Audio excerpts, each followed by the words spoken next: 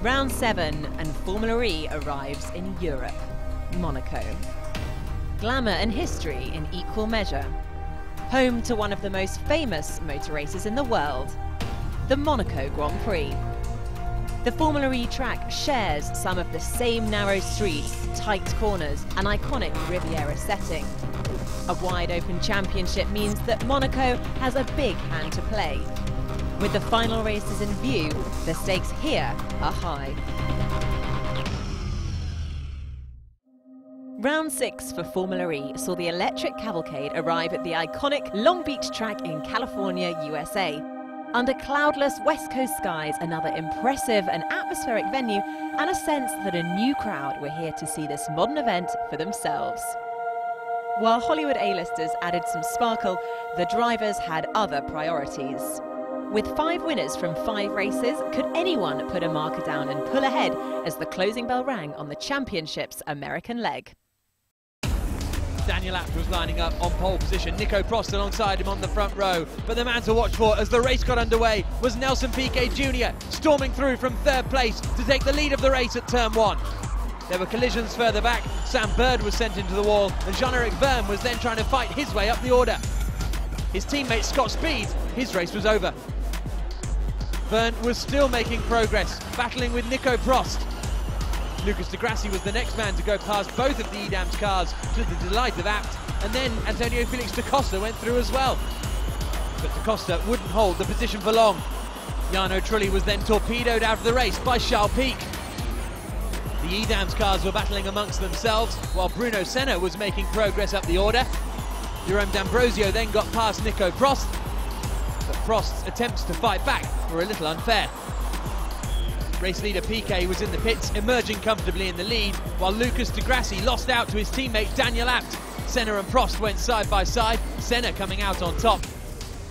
Loic Duval and Salvador Duran were having some action on circuit, whilst the 2 Abt cars were running in 3rd and 4th. Nelson Piquet was leading, but it wasn't a 3-4 for Abt for much longer, as Daniel Abt had to come into the pits for using too much energy. Nick Heidfeld was a late retirement after a collision with Jerome D'Ambrosio.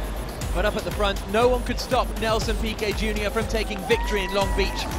The Brazilian was wearing something new to Formula E, a telemetry vest, as he came into the final corner, meaning we could see his heartbeat was over 210 beats per minute as he took victory in Long Beach. His heart rate dropping the moment he crossed the line, with the relief of winning his first Formula E race. Congratulations, guys. Can't believe we did it. Jean-Eric Vergne finished 2nd, but Nelson Piquet Jr.'s win moves him to 2nd in the championship, behind the man who finished 3rd, Lucas Di Grassi. And now from one historic location to another, we are in the harbour of Monaco for round 7 of the championship. The streets of the Principality set to play host to the first European race in the brand new all-electric single-seater championship. My name is Jack Nichols. Alongside me in the commentary box is Mike Conway. We've got Nicky Shields down on the grid. And what a venue this is going to be. Prince Albert has arrived here in Monaco now to observe the racing action that's going to be coming up. 47 laps of racing, and it's going to be Sebastian Buemi starting on pole position. There's Flavio Briatore there in the middle, alongside Jackie Ickx on the right-hand side, the Belgian racer, all having a nice little chat with Alain Prost. But we can now hear from Prince Albert of Monaco. He is talking live on the grid to Nicky Shields. Well, Your Serene Highness, it's wonderful to be here in Monaco. Thank you for hosting us. Now, what does it actually mean to Monaco to be hosting Formula E? Well, you know, I think it's a great step forward and a great way for the future. And we've been thinking, and I've been dreaming about having an electric car race here in the Principality for several years now, and to see the Formula E project come to life and come to fruition, and to have these kind of performances that we see today, I think is just incredible. And what a great way to celebrate this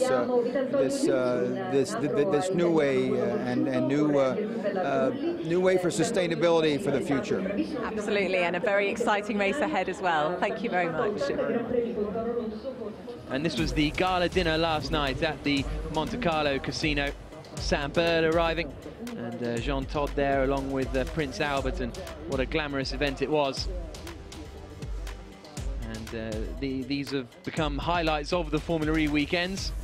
And that's a nice bit of artwork, isn't it?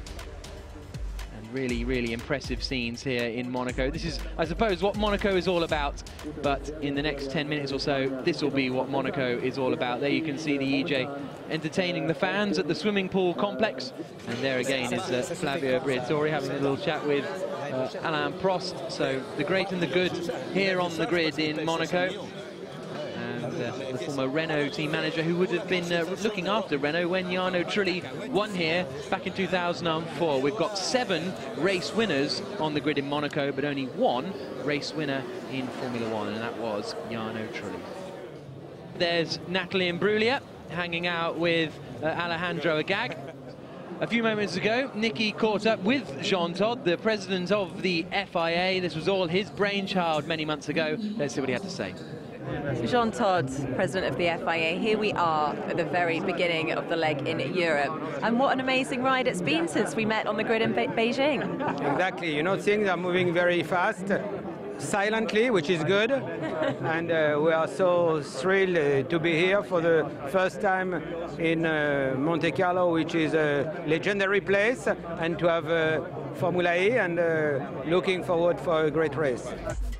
Now it is time for the racing to get underway. And that really is what Monaco means to all of us. Here's a look at the grid. On pole position on the left-hand side, Sebastian Buemi, his second pole position of the season so far, having taken one early in the year at Punta del Este. Second on the grid is Lucas di Grassi, the man who is leading the championship, and he will be desperate to get a good result here to follow on from his 3rd place last time out in Long Beach. Best qualifying of the season so far for Jerome D'Ambrosio. The Belgian racer won here in 2010 in GP2. He starts 3rd. Nelson Piquet just a point behind di Grassi at the top of the championship, and he's got the fan boost. He's 4th. Daniel Abt is starting 5th for the Abt team. He was reasonably pleased with that, but disappointed to still be behind his teammate di Grassi. Nico Prost could only manage 6th on the grid, his first time racing at this Monaco circuit. So the grid's been cleared, and now, Mike, it comes down to the racing. Pole position, Sebastian Buemi in the blue and yellow Edams car on the left as we look at it. Alongside him is Lucas di Grassi in the yellow and red Abt car. We go green in Monaco, and it's a really good start from Buemi. He holds the lead of the race. D'Ambrosio is trying to challenge di Grassi. Not quite close enough. Bit of a lock-up, but nothing too dramatic, as everyone will have to be so careful. Oh, there's the front wing on of Jean-Eric Vergne. He's gone into the back of the car behind. Alguersuari's out of the race as well. Oh, and a big melee coming out and down, and that is not what we want to see at all. As Abt out of the race, it's Senna out of the race, safety car deployed, but that, I'm afraid to say, is a classic Monaco pile-up coming out of turn 1, down JFK Avenue, and safety car deployed, but good start from Buemi, but that's messy. Oh, that was, I couldn't quite see what happened there, but it all just started to kick off as soon as they came out of turn 1 into 2 there, and lots of damage. There's Salvador Duran, Daniel Abt, both out of the race too. And there is the Qualcomm safety car deployed. We thought we might get a safety car today. I didn't think it would be that early, quite, or for quite that many retirements. But the marshals now get to work. And that's the great thing about this Monaco circuit, is they've got cranes, they've got dollies, they've got all sorts. Oh, both Andretti cars have been in the wars. Liuzzi's lost a rear wing. Chanduk has got past Scholl Peak, that's the positive, but that's Jean-Eric Vergne's race over. Well, they can come back into the pits and get in a second car, but the second car won't be able to do the full race distance, so the best they can do is get out in the second car and just go out and treat it as a bit of a test session, I suppose. Yeah, just try and learn something. But yeah, that car was not looking too well, and yeah, it just, and even Alguersuari there is sat there, lots of damage to his car, and he started right at the back, so you know, even him either caught him out and he got involved into the back of people, or we couldn't quite see it. So it'll be good once we get a replay here and can really find out what went on. So into the pits comes Jean-Eric Vergne. It was a difficult day for the Andretti squad already. Vergne making a mistake in qualifying. Scott Speed struggling with the brakes, but it's just got an awful lot more challenging as Tonio Liuzzi is pulled back into the garage. Here's a replay of the start then. Buemi gets away fine, and it's all quite calm up there. Now let's keep an eye out for Alguersuari. He's up behind Liuzzi as they run down the hill. Up at the front it was all fairly calm, but here comes Alguersuari now. Oh, okay, so it was just a concertina effect, because they went into the back, Verne went into the back here, it then concertinaed up from behind the Andretti car. Then what happens as they come down the hill? The Abt car hit the wall. Oh my goodness! The Abt car hit the wall and Senna just went straight over the back of him. Wow, that could have been a really nasty one. Wow, so Bruno Senna leaping over the back of Daniel Abt. Yeah, so Abt, has he been pushed in the wall there, or has he hit the wall on the other side? But that's a big moment for Bruno Senna. And Loic Duval's been taken out in that as well. The two Andretti cars have hit each other, and Karun Chandok's going, well, I'm pretty glad I had that grid penalty now. This is the view from Nick Heidfeld. Oh, locks up on the brakes. Yeah, good reactions from Nick there. That was another close moment. Yeah, that is... I don't know whether he got hit from behind, but he didn't look like he got too much of a hit up at the front. They've got Bruno Senna's car out of the way, but, well, not a disastrous start is a bit of a strong term, but the starts go. It wasn't particularly good, but the safety car will be coming in this lap. Sebastian Buemi will continue to lead the way. There you can see the order on the left-hand side. When will Buemi decide to go? He holds back, and he floors it now, coming through Rascasse. Safety car pulls in here at Monaco, and we go green once more on the streets of the Principality. Through the final corner they come. It's Sebastian Buemi leading the way. De Grassi is second, D'Ambrosio third, Piquet Jr. is in fourth place, then Sarrazin is up into fifth from eighth. Nico Prost is still in sixth position where he started. Bird in seventh, Trulli in eighth, Speed in ninth, and Heidfeld completing the top 10. I think we've got 15 runners out there at the moment, maybe 16, because I think Salvador Duran is still going as they come down to the Harbour hairpin for the first time. There's a big gap back from Trulli to Scott Speed, isn't there? Yeah, I don't know what happened there, if the field just didn't quite catch up before it went green, if it caught everyone out by surprise, but it's good to see how close the front three are though. Jerome just slicing it through turn 6, 7, down into 8, 9 here.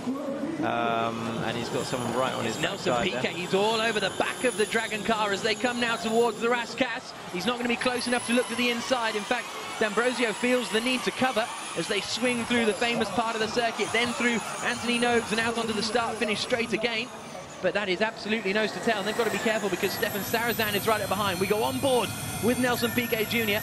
down towards the new Saint-Devote.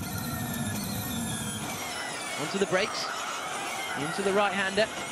And that's where Nelson seems very good. His straight line speed looked a little bit down maybe to Jerome, but under braking and his corner speed, as you can see here, he closes right up to the back of Jerome there, and he looks really eager to get by. We've got a yellow flag out in the swimming pool section. Meanwhile, you can see the energy usage on the left-hand side. So Piquet's got 87% left. The race leaders have got 89% left. The yellow flag is out around here. So I wonder if it's one of these bollards on the right-hand side that's been taken out.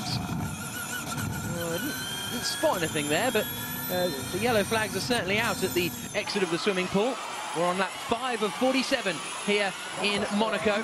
And Nelson Piquet Jr. is really harrying D'Ambrosio in front, and he's using his fan boost now. Nelson Piquet Jr. He'll dart to the outside, but he's not going to be quite close enough. He'll get alongside. This is going to be very tight on the run down into Saint-Devote. Gets on the brakes, not close enough. D'Ambrosio manages to keep it together, and Piquet's used his fan boost now for this car. He'll get another chance on his second car, but is that the moment? Gone! Up the inside into the Harbour hairpin. Great move from Nelson Piquet Jr. He's up into third place. That was decisive.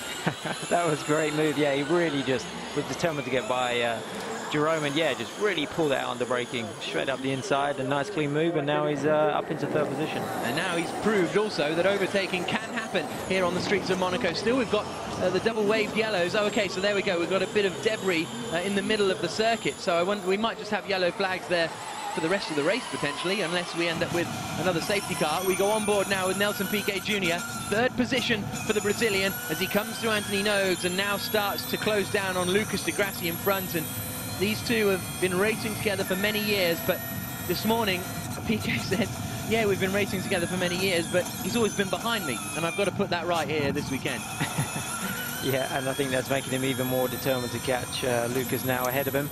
And you could already hear, just going into turn 1, that small little lift on throttle before he brakes, and that's where he's just trying to save some energy and not use all this allocated amount. And you can see there the amounts everyone's got alongside them. just keeps you up to date on how much energy you have left for the rest of the race. Yeah, absolutely. And so energy management here isn't going to be, it's going to be more critical apparently if there is a safety car, because then you can start to do different things with it. Because obviously when you're behind the safety car, you're using more energy than when you are racing flat out up at the front of the field, which is exactly what Buemi and Di Grassi are doing, because Di Grassi took out a couple of tenths of a second in the first sector alone on that last lap compared to Buemi. The gap was 7/10 of a second. Across the line they come. It's now down to 6/10 of a second. Fastest lap of the race last time around for Lucas Di Grassi, the Brazilian in second place. Then actually, they're getting away from Nelson Piquet. I thought Piquet would then sort of start to close in on them. Yeah, I mean, it looked like that would be the case, but maybe Nelson is just managing his energy right now. You know, you could see he lost about 3/10 of the leader on that lap, so maybe he's just managing his energy consumption here and just letting the race pan out. And you know, it's still early stages, so there's a long way to go here, and hopefully they can get that debris removed in turns 8 and 9. Might open up some possible overtaking opportunities through there.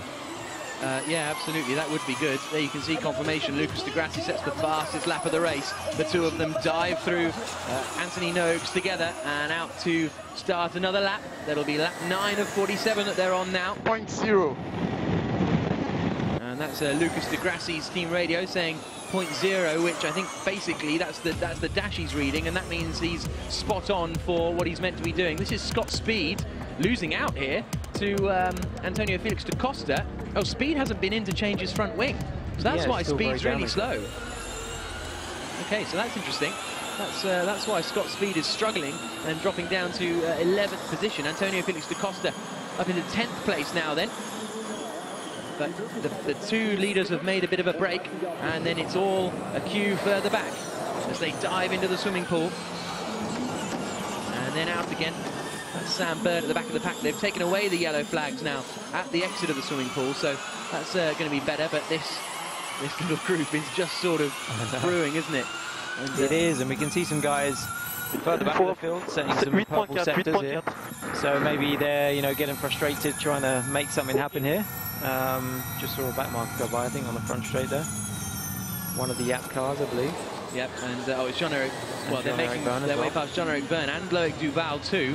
So it's all getting a little bit tight now as Duval tries to get out of the way. And Buemi's up the inside. He gets through. Di Grassi gets through as well. But this is something that we haven't really seen this season.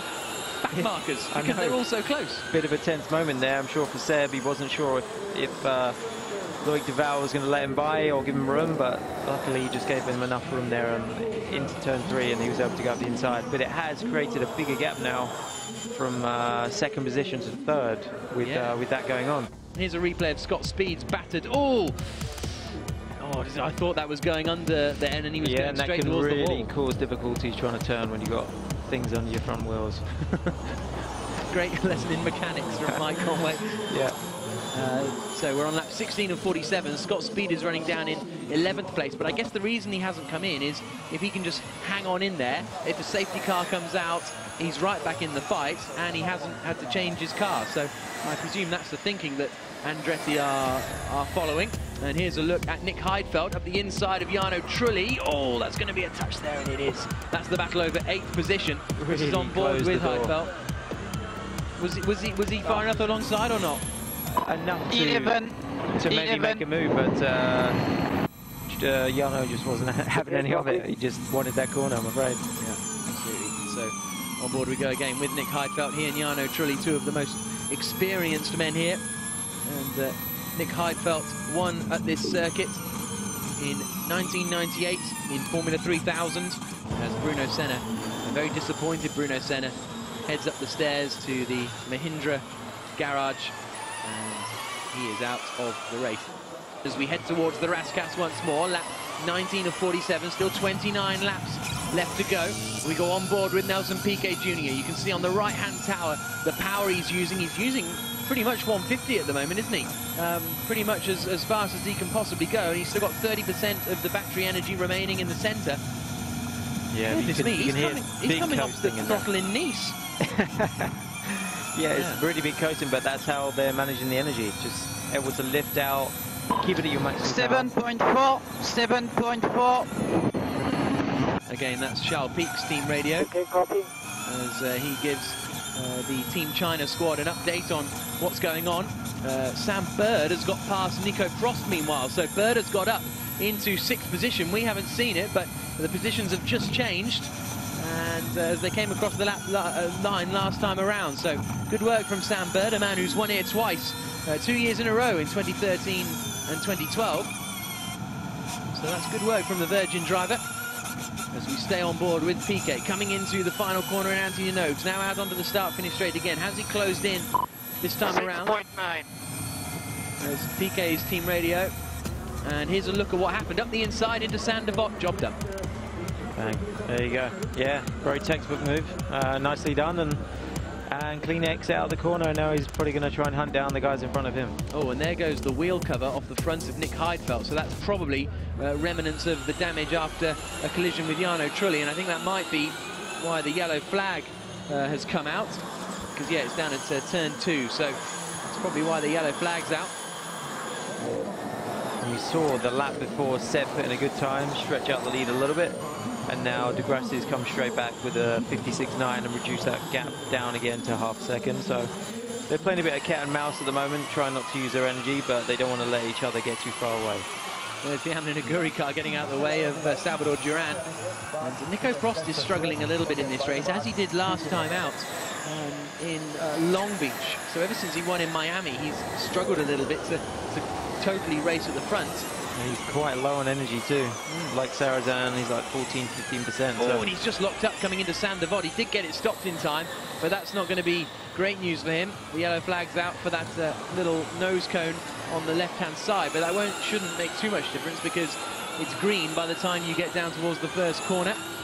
And, well, we can now hear from Bruno Senna, the man dramatically eliminated at the start of the race. Nikki.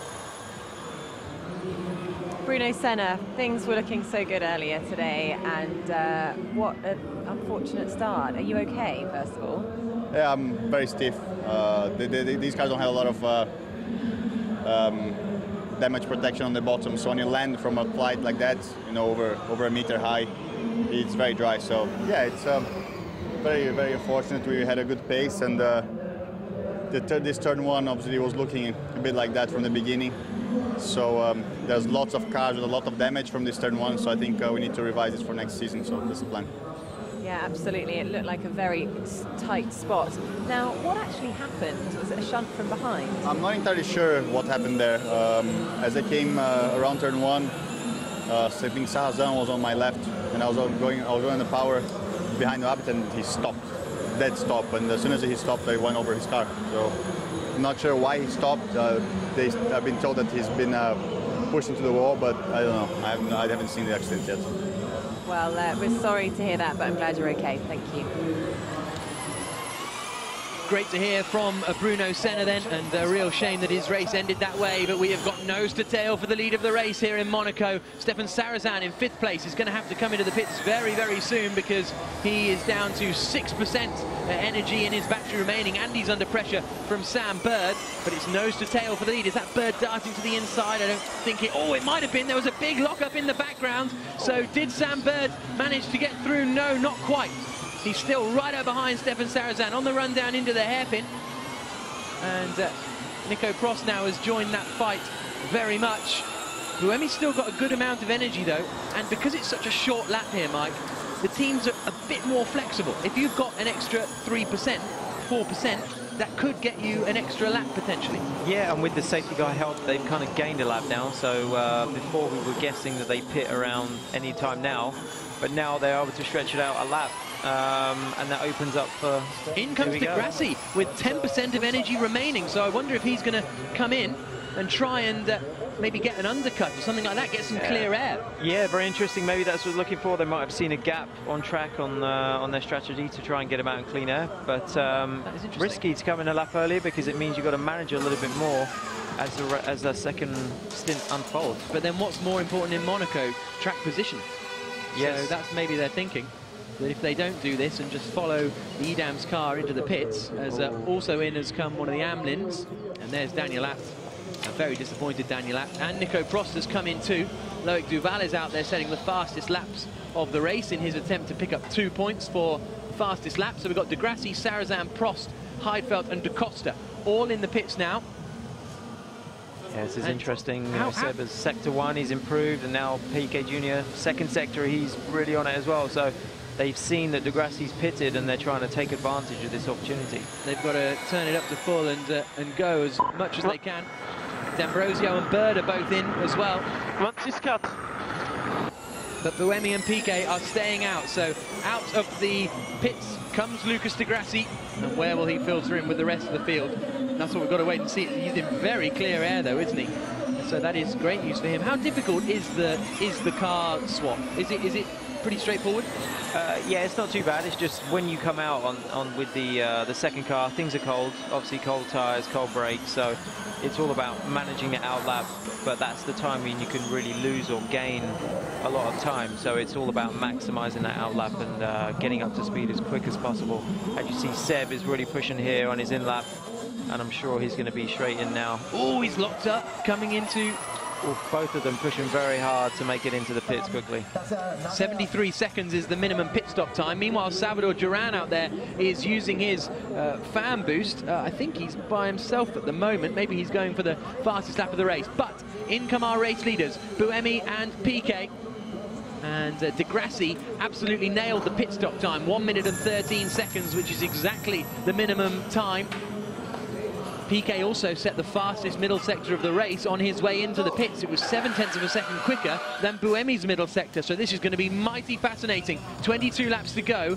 Here is Lucas De Grassi down at the harbour hairpin. He's in clear air, and he can just go for it. And this is, you know, the moment where the racing driver makes the difference, isn't it? This is tense times to see this unfold now, on whether these guys can come out ahead of Lucas De Grassi. It's going to be very interesting. We'll find out extremely shortly. There's Trulli and Chandok leaving the pits, and now they're just waiting for Nelson Piquet Jr. Out he goes, floors the throttle, and here comes Lucas De Grassi round the final corner into Anthony Nogues, who is going to be leading the Monaco E-Prix. We'll find out in just 200 or 300 meters as De Grassi comes down the start-finish straight, looks to the right, sees Piquet. De Grassi goes past him, but where is Sebastian Buemi? That's the big question. Has Buemi managed to get out in the lead? He has, just about. That must have been so close coming out of the pit lane, and it was easy to get past Nelson Piquet Jr., but it was, and they go side by side, almost touch on the run down into the hairpin. Is De Grassi going to get around there? Yes, just about, but that must have been so close coming out the pits. Oh, it's just where they left off when they came in. So yeah, great to see. Very, very close, and straight away back at it like cats and dogs. Buemi was actually a 1:14 pit stop time, so he was fractionally slower in the pits. Here's a look at the replay, and I thought De Grassi was getting put in the wall there. He got very close in there. Seb didn't want to give him any more room than he was allowed, and yeah, luckily they both got through there cleanly. But I think there's going to be more of this action to come. You know, they're going to be battling it out all the way to the end. So I should see what on my dash after now. That's De Grassi's team radio asking what he should see on his dash, I think.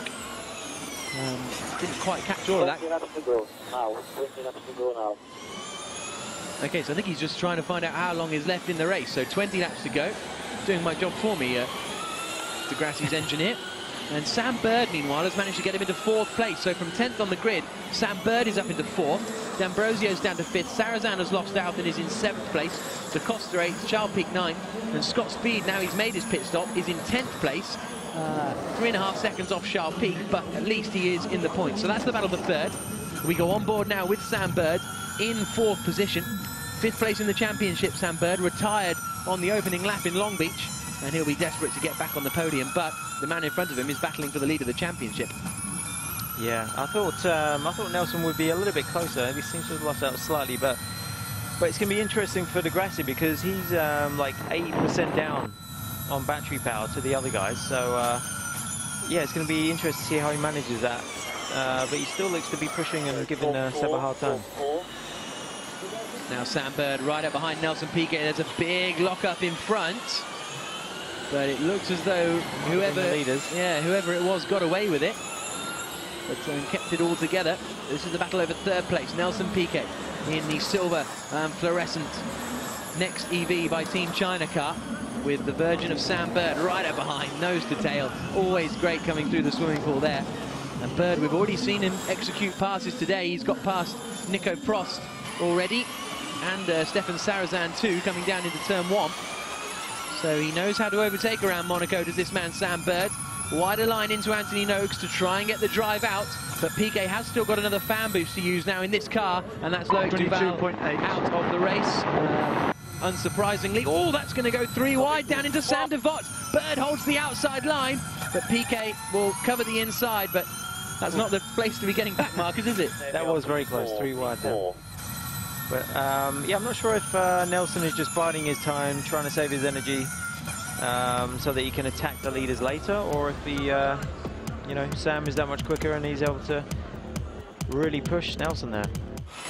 D'Ambrosio has been given the hurry up by the Dragon team. They've come over the radio and said, you're quicker than these guys. They'll try and make a pass, which is easier said than done. The gap at the front, as you say, is going up and up. It's now 3.1 seconds, so Buemi's flying away at the front of this race. Really impressive stuff. Is he going to be our first double winner? It's going to have to be, well, we're going to have to lose the first 4 if we're going to get a 2-time winner, because if we're not going to get a 2-time winner... Slow car. That's D'Ambrosio saying we're approaching a slow car.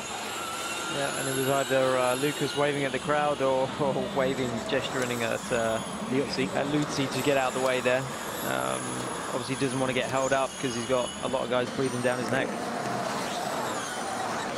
Great to just watch them through the swimming pool, isn't it, as they then come into the second element of the chicane. Degrassi's got 66% of his energy remaining, so he could be under pressure from the likes of Piquet and Bird come the end of the race. Through the left-hander they come. Out onto the start-finish straight. 14 laps to go here in Monaco, round 7. 14-1-4. Looking good on temp. You've got to watch your state of charge. Jay Penske there, talking on the radio, letting Jerome D'Ambrosio know what's going on. This is Degrassi's gesticulation. I don't think it was a wave to the crowd, I think you're right. Coming down into the harbour hairpin. I think he was suggesting that Liuzzi's weaving all over the place. Where are you going? Took one hand off the wheel there, coming around the hairpin. Yeah. Buemi's just done his personal best first sector of the race so far.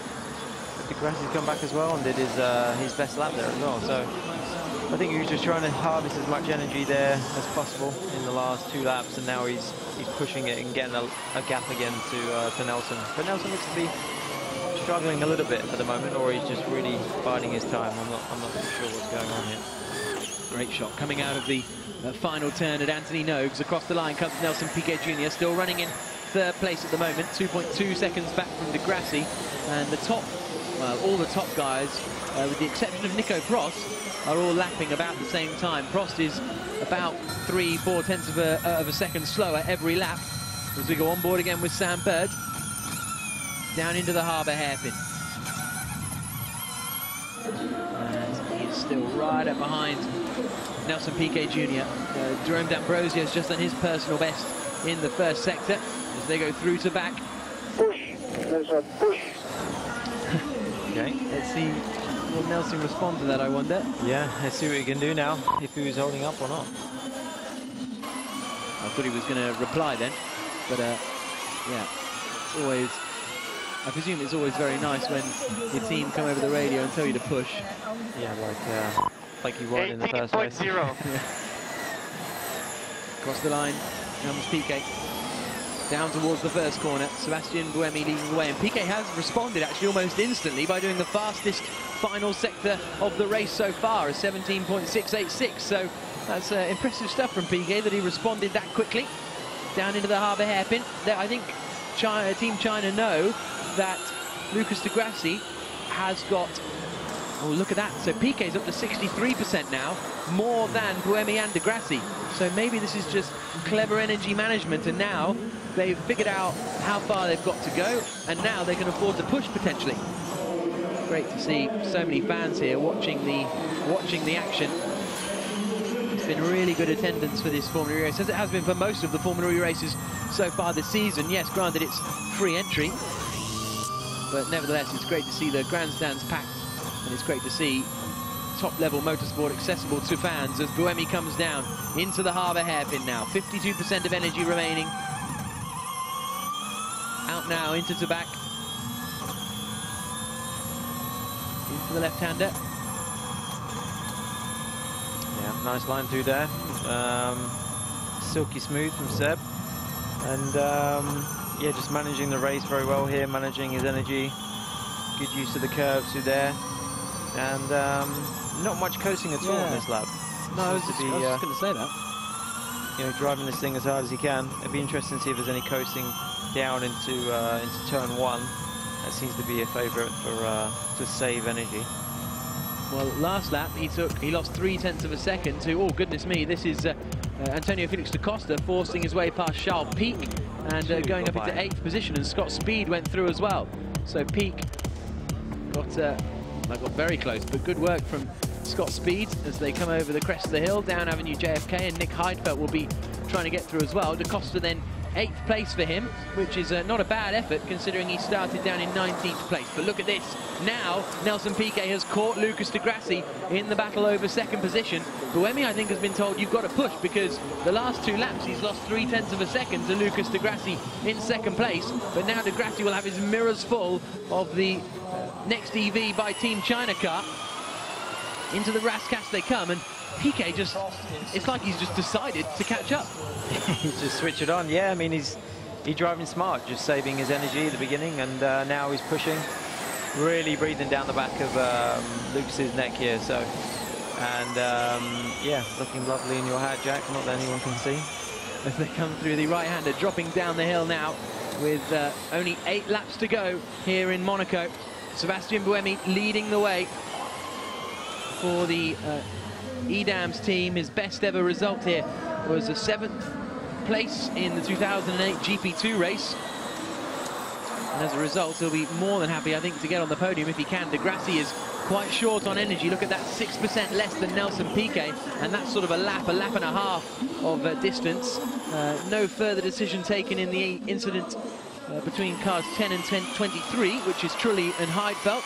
But it's absolutely nose to tail for 2nd place as they dive out. Now, don't forget as well, Piquet Jr. has got a fan boost, so he can decide to use that if he feels he's close enough to the back of Di Grassi. But across the line they come, 41 out of 47 laps, well, 40 out of 47 laps completed. 7 laps to go here in Monaco, and there are still big question marks about who's going to finish 2nd. And I think Buemi has got the lead reasonably under control at the moment, but he still feels the need to push, because he said his personal best on that last lap. Yeah, no one's easing off, that's for sure. And yeah, Nelson keeps on breathing down the back of Lucas's neck, and he's really hanging out, especially through turn 1 and 2 there. So he's pushing, he really wants to get by, and I'm sure with the 2. Oh, a lock up from Lucas di Grassi, does he? Yes, he just manages to take the corner, thanks to the funky camera angle, we were able to see it. But a bit backwards then, didn't it, through the mirror, but he's still there, still in front of Nelson, but he's getting shaken up now. And there's a bit of history between these two guys because they are battling for the lead of the championship. And Piquet's using his fan boost now. He's a bit far back, isn't he, as they come down towards the first corner. Could make something happen here, though. Is he going to be close enough for a look into Sainte Devote? No, he's not. Di Grassi covers the inside line, but Piquet is there or thereabouts the whole way around with him. This is the battle between the 2 championship leaders. There's only 1 point separating them. Down into the hairpin, lock up from Di Grassi, gets it stopped in time just about. Piquet gets on the power, good run out of the hairpin, but he's not going to be surely close enough for a look into Tabak. A little feint to the inside line. This is great racing between 2 experienced racers and rivals. A point between them in the championship. They fell out this morning in qualifying when Piquet felt that Di Grassi had held him up, and they were sitting next to each other but not looking at each other at all, had their backs turned to each other. And I wonder now if we are going to have a very, very interesting end to this race. 5 laps to go here in Monaco, and it's nose to tail between the 2 championship leaders for 2nd place in the race. Buemi's gone, he's off at the front, 2.5 seconds clear, but Piquet in 3rd place has more energy remaining than Di Grassi. Could that become crucial in 5 laps time? And oh, a little look to the inside, he's locked up! Oh my goodness, he just about got it stopped in time. There might have been a little touch in there, but that was, whew. Well, he thought about it. He definitely thought about it there. Oh, he got really close, but well managed by Nelson there not to go into the back of Lucas. But now he's just dropped back that few car lengths, and well, it was really nose to tail then. I thought he was in the back of him, to be honest, as he looked to the inside line. That means the gap, which was 0.8 of a second, well, Piquet somehow still slightly closer to Lucas di Grassi than he was at the previous split as they flash through Anthony Nobes. Great shot coming through the final corner and out onto the start finish straight again. What's the gap going to be between them now? 6.8. And that's some of the team radio as they come down towards Sandoval once again. 4 laps to go. Every time we lose a lap, that's one more less chance for Piquet. Energy is fine. Energy is And fine. this was the first lock-up from di Grassi, where Piquet tried to get that power down, and then it was the second moment that really would be good to see again, because that was the one where Piquet almost went into the back of the Brazilian. So di Grassi started to close in on Buemi. Since Piquet made that attack, he's suddenly dropped back a lot, and almost into the clutches of Sam Bird. So got 2 laps to go now. The penultimate lap of the race for Sebastian Buemi as he turns into Sandoval for the 46th time out of 47. Drops down the hill towards the harbour hairpin, and di Grassi on that last lap only took 0.3 of a second out, so he's not closing in at the rate he needs to if he wants to have a chance of taking victory. They've got back markers that they're coming up to. Karun Chandok is one of them. I think Jarno Trulli is the other one. So that could play into the hands of someone out there. But it's the penultimate lap of the race. Just a minute and a bit of racing left to go here in Monaco. Sebastian Buemi looks like he's about to become our first double winner of the season so far. It's been 6 out of 6 until now. But in the 7th round of the championship, Sebastian Buemi is starting the final lap of the race. Across the line he comes. He's got 1 lap to go with 9% of energy, and that should be plenty for this final lap. Hopefully these back markers can get out of the way and make this last lap quite clean for Seb. Otherwise, yeah, it could be interesting with Lucas not too far away. Through the harbour hairpin comes Sebastian Buemi, out onto the stretch. Karun Chandok gets out of the way, and well, he still manages to gesticulate there, Sebastian Buemi, as they come around to back. He's managed to keep the lead of the race. Through the swimming pool section comes Buemi. He's never won here in Monaco, but that could be about to change. It's very, very close for the final spot on the podium. Sam Bird right up behind Nelson Piquet Jr., who's dropped back ever since that incident earlier on. But through the final corner at Anthony Nobes comes Sebastian Buemi. The Edams driver is going to win the first Formula E race in Europe. It's the checkered flag for Buemi in Monaco. Wonderful performance from the Swiss. Bravo. Bravo, Sam Bird almost gets him at the Il a mis le damier trop tard, ce con. Il a mis le damier trop tard. T'es sûr que c'est fini? T'es sûr que c'est fini? Delight for Sebastian Buemi. Bird so close to getting Piquet at the line. There was just a 1/10 of a second between them. Di Grassi in second. And there he is. On est certain. Y a pas les commissaires, ils sont pas au bord de la piste. Hein. T'es sûr? Hein? Celebration inside the Edams garage. That's their 3rd win of the season. The most winning team now in Formula E. There is Mr. Liu, the boss of the Team China squad. Nelson Piquet Jr. finishes in 3rd spot, but loses a bit of championship ground to Lucas di Grassi. Well, classic Monaco, that really, wasn't it? We had some moments. It was very difficult to overtake, as we expected, but it was a really hard-fought battle for the lead of the race, especially the exit of the pit stop, and that must have been so close with di Grassi coming out and trying to get past Buemi there. But it's Sebastian Buemi who wins for the 2nd time this season, our first double winner of the year. A congratulatory pat from Nelson Piquet. Lucas di Grassi 2nd, and he has now, well, extended his championship advantage over Piquet, but Buemi will have closed in with that result. And a thumbs up from the pair of them, but monster drive really from Buemi. That's our first lights to flag victory of the season so far. As they get ready to climb up there. Did you get to go up there when you won? Yeah, I did. Got got to shake hands with the Prince. Yeah, it's a very cool moment actually being up there, and you kind of realise all the previous winners that have been up on those steps as well. And it's quite cool, and everyone gets all the horns going on the boats, and it's quite a special moment actually. So yeah, I can imagine, I can know what those guys are going through now, and they're really cool trophies as well. Sébastien Buemi receives his trophy from Prince Albert as the winner of the inaugural Formula E race in Monaco. Buemi now has a 4-point lead. De Grassi has a 4-point lead at the top of the championship. He's there in second place. Pierre Casaraghi handing the trophy to Lucas de Grassi, championship leader. Extended to 4 points, but he's only 10 points clear now of Sébastien Buemi, the man on the top of the podium. Jean Todt comes along and shakes hands, and then it's third place for Nelson Piquet Jr. His second podium in a row. A hug from Prince Albert, and it's third place for Nelson Piquet.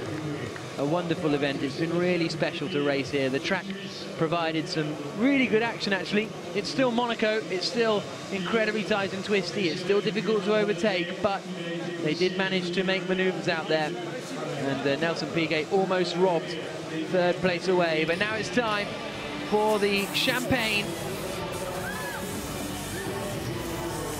as the crowd is scurrying. And a superb performance. Nelson Piquet Jr. there, soaking his team. Edams as well, after a really strong performance. They managed everything perfectly. And we can now hear from Sébastien Buemi, the winner of the first ever Monaco E-Prix. He's with Nicky.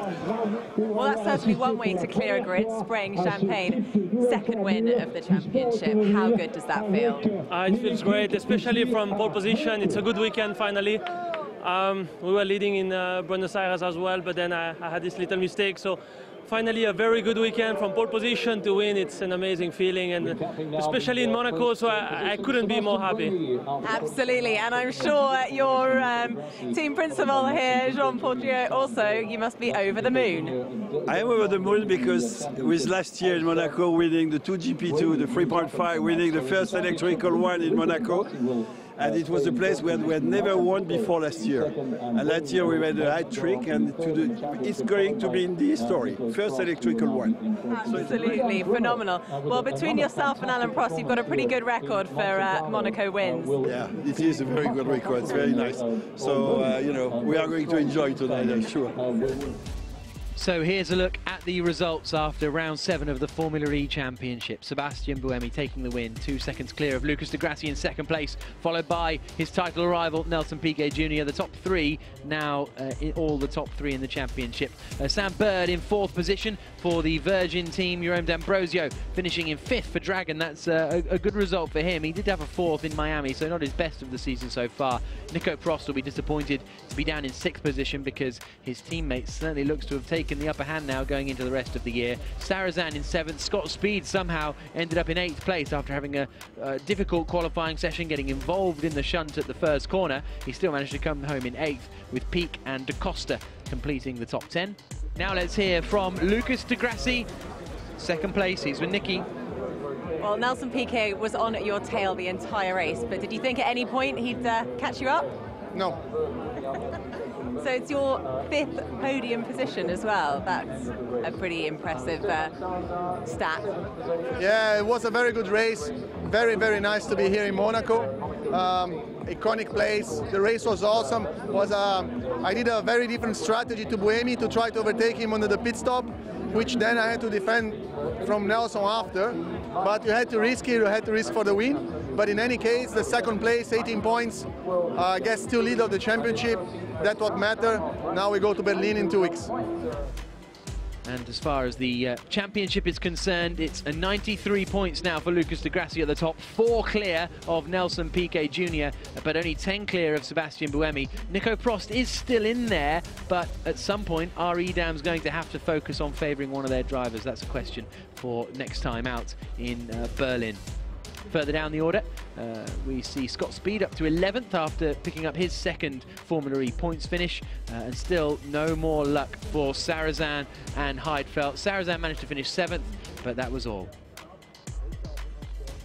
And as far as the teams are concerned, Edams now are really pulling clear at the top. They're up to 160 points with Audi Sport Apt in 2nd position. So a 45-point advantage now for Edams at the top of the championship. It was 30 coming into the race. Virgin are still in 3rd place, just in front of Next EV Team China Racing. And Andretti quite close in that fight as well. We have managed to find Nelson Piquet. We can hear from him now.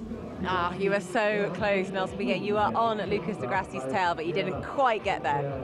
Yeah, I mean, I think track position, starting place was more important than I expected over here. I think I underestimated a little bit the track being a little bit narrow than some of the other ones. But anyway, regardless, we did a great race, gained a position when we had to. It was really tight, scored a few points. You know, I think from this point on, there's going to be a lot of people risking more, and obviously me, Lucas, and some of the other guys, Boemi, are going to be taking care. But you know, we're here to win the championship, so we're going to keep pushing as hard as we can. That is the end of our coverage from here in Monaco. The first ever Formula E race in Europe has been absolutely superb. Sebastian Buemi has taken victory here ahead of de Grassi and Piquet, but de Grassi still leads the championship as we move on to the DHL Berlin E-Prix in 2 weeks' time around the Tempelhof Airport. From myself, Jack Nichols, Mike Conway and Nicky Shields, thank you for joining us, and we'll see you in Berlin.